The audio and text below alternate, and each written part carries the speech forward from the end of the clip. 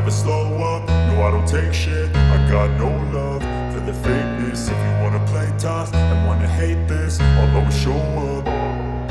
I don't ever slow up, no I don't take shit. Amerika Serikat dan Iran telah mengisyaratkan perang regional punya potensi jadi konflik skala global.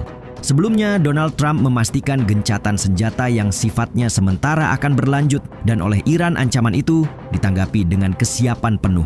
Blokade Selat Hormuz tetap ada. Kapal induk Amerika eksis di perairan sekitar Timur Tengah, sementara rudal Iran yang sebagian besarnya diklaim hancur oleh Pentagon terpantau masih tersedia dalam jumlah ribuan, menurut intelijen mereka sendiri.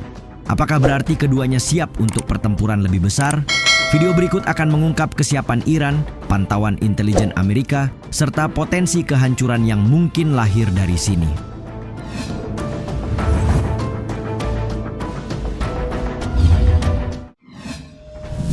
Iran siapkan rudal baru yang diproduksi bulan ini. Tidak ada jeda dalam perang. Iran sendiri telah memastikannya tepat saat postur militer Amerika meningkat di kawasan dan perundingan yang ditengahi Pakistan gagal mencapai resolusi. Republik Islam Iran keluar dengan peringatan paling keras, berkata rudal-rudal yang baru dibangun dapat dikerahkan jika perang kembali pecah. Penasihat senior Korp Garda Revolusi bahkan memperingatkan konflik dapat meningkat jadi perang-perang dunia 3 jika terus berlanjut. Mereka mengatakan telah menghancurkan peluncur rudal kami.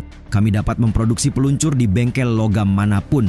Muhammad Reza Naqvi berkata dalam keterangan yang diteruskan Iran International.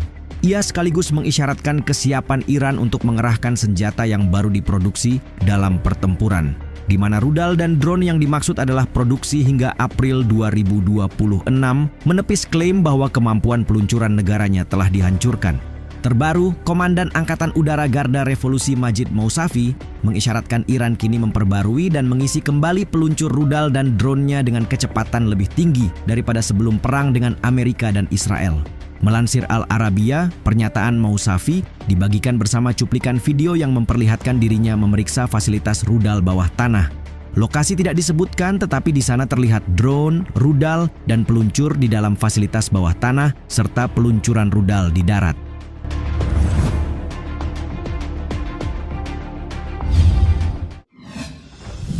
Pengembangan rudal Iran tidak dapat dihentikan. Menetralisir kemampuan rudal dan drone Iran adalah tujuan perang yang krusial bagi Amerika dan Israel. Namun klaim tumpang tindih yang diselingi bukti lapangan tak terbantahkan membuktikan bahwa pernyataan Amerika keliru atau setidaknya terburu-buru. Faktanya, rudal dan drone Iran tanpa henti menyerang fasilitas energi penting dan target lainnya di negara-negara Teluk dan Timur Tengah yang lebih luas. Kemampuannya tak perlu diragukan. Iran memiliki persediaan rudal balistik terbesar di Timur Tengah sebelum perang, menurut kantor Direktur Intelijen Nasional Amerika. Mencakup rudal berbagai jenis dengan jangkauan hingga 2.000 km yang mampu mencapai Israel, serta kecepatan hingga 17.000 km per jam, menurut media pemerintah Iran. Asosiasi Pengendalian Senjata menunjukkan program rudal Iran sebagian besar didasarkan pada desain dari Korea Utara dan Rusia dengan bantuan dari Cina. Sekali lagi menjelaskan betapa kuatnya posisi Iran dengan hadirnya mitra kuat yang tak lain merupakan rival Amerika.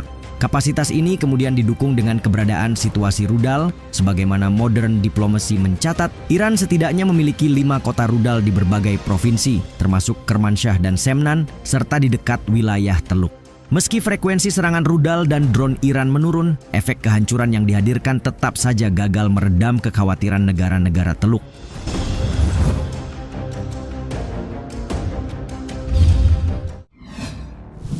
Intelijen AS, Iran masih memiliki ribuan rudal dan drone. Jumlah persediaan rudal Iran sebelum perang tidak diketahui.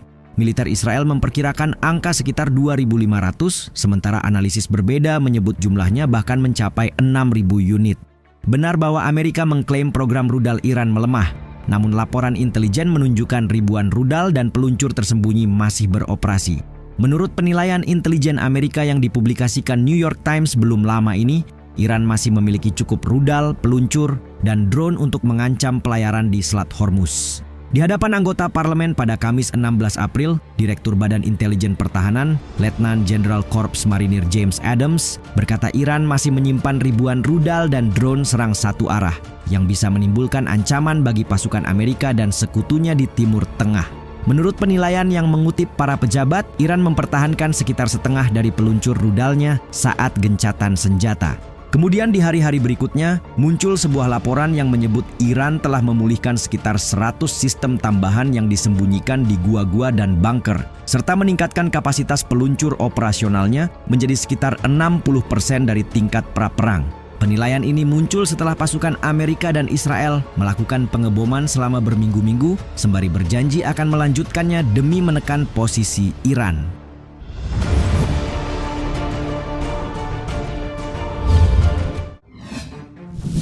Tekad baja Iran. Menghadapi kehancuran berkali-kali, tidak serta-merta mengikis harapan Republik Islam Iran mempertahankan kedaulatan. Sebaliknya, mereka semakin teguh dalam pendirian, terutama soal program rudal dan pengayaan uranium.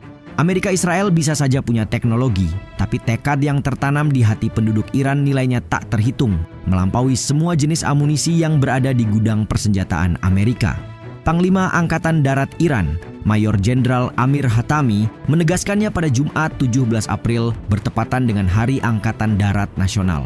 Dalam sebuah pernyataan, ia berkata negara itu sepenuhnya siap untuk menghadapi ancaman dan agresi apapun terhadap Republik Islam Iran. Dengan tekad yang teguh, mata yang waspada, kemauan yang kuat, dan jari-jari di pelatuk, serta akan tetap berkomitmen pada janjinya hingga nafas terakhir. Setelah kemenangan revolusi Islam pada tahun 1979, sebagaimana Press TV melaporkan, Angkatan Darat Iran dengan kuat menghadapi musuh bebuyutan dan melakukan upaya besar di bidang pelayanan bantuan. Sejalan dengan itu, Komandan Angkatan Darat Iran, Brigadir Jenderal Ali Jahanshahi, mengatakan bahwa unitnya memiliki kemampuan operasional dan peralatan modern dengan pasukan yang termotivasi dan terspesialisasi. Ia sekaligus menegaskan Angkatan Darat sepenuhnya siap menghadapi pergerakan darat musuh apapun.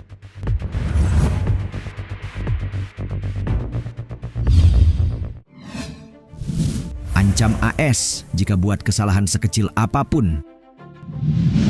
Peringatan tak kalah keras juga datang dari Ketua Parlemen Iran, Mohammad Bagher Ghalibaf, yang menggaungkan kesiapan membalas jika musuh-musuhnya meningkatkan ketegangan. Kami sepenuhnya siap. Jika mereka melakukan kesalahan sekecil apapun, kami akan membalas dengan kekuatan, kata Ghalibaf, menandakan sikap tegas di tengah negosiasi gencatan senjata yang rapuh. Berdasarkan keterangan yang dikutip News 18, ia menyebut kemampuan Iran telah meningkat secara signifikan dibandingkan dengan konflik-konflik sebelumnya. Kita, katanya lagi, jelas jauh lebih unggul dari masa lalu dalam kemampuan dan desain ofensif dalam perang. Ghalibaf juga mengakui keunggulan militer Washington dalam hal sumber daya, tetapi menegaskan bahwa perencanaan strategis Iran memungkinkan negara itu untuk melawan musuh-musuhnya secara efektif. Menurutnya, Amerika jelas memiliki lebih banyak uang, peralatan, dan sumber daya, serta pengalaman karena melakukan begitu banyak agresi di seluruh dunia. Hanya saja, agresor tidak bertindak dengan benar dalam perencanaannya. Mereka salah tentang rakyat kita, sama seperti mereka salah dalam rancangan militer mereka, katanya optimis. Di sisi lain, Donald Trump berteriak, tidak ada lagi tuan baik hati saat ia bersumpah akan menghancurkan pembangkit listrik Iran jika mereka gagal mencapai kesepakatan damai pekan lalu. Saatnya mesin pembunuh Iran terakhir, katanya melalui Truth Social ketika Iran kembali menutup Selat Hormuz yang sebelumnya sempat dibuka pada hari Jumat.